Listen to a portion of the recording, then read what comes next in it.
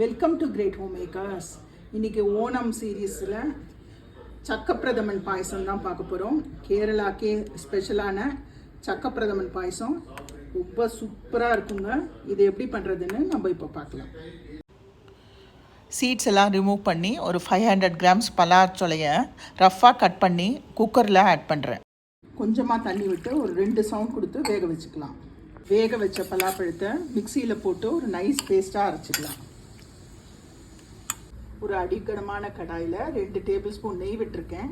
நம்ம அரைச்சி வச்ச பலாப்பழ விழுத போட்டு நல்லா வதக்கிக்க போகிறோம். பலாப்பழத்தில் இருக்கிற ஈரப்பதமெல்லாம் போய் நல்லா சுருளை இதை வதக்கிக்கலாம். நெய்யில் இந்த மாதிரி நல்லா வதக்கின அப்புறம் வெல்லம் சேர்க்க போகிறோம். 200 கிராம்ஸ் வெல்லம் ஆட் பண்ணுறேன். இதில் கல் மண்ணெல்லாம் ஒன்றும் இல்லை, அதனால டைரெக்டாக ஆட் பண்ணுறேன்.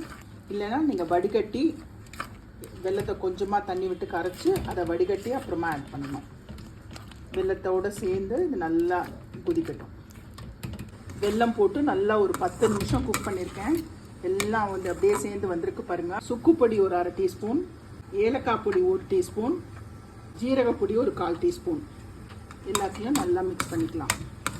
பெரிய தேங்காயை பால் எடுத்து வச்சுருக்கேன். இது செகண்ட் தேங்காய் பால். ஃபஸ்ட்டு நம்ம செகண்ட் தேங்காய் பாலை ஆட் பண்ணிக்கலாம்.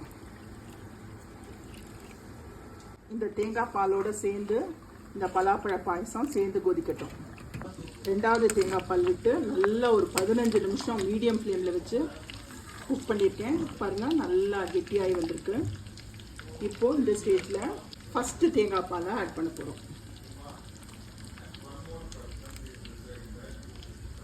இந்த ஃபஸ்ட்டு தேங்காய் பால் விட்டவுடனே ஜஸ்ட்டு ஒரு கொதி வந்தால் போகிறோம். ஆஃப் பண்ணிடலாம். ஃபஸ்ட்டு தேங்காய் பால் விட்டு ஒரு கொதி வருது, அடுப்பை ஆஃப் பண்ணிடலாம். நெய்யில் தேங்காய், முந்திரி, திராட்சை இதை நல்லா வறுத்து பாயசத்தில் ஆட் பண்ணிடலாம். நம்மளோட டேஸ்டியான சக்கப்பிரதமன் பாயசம் ரெடி.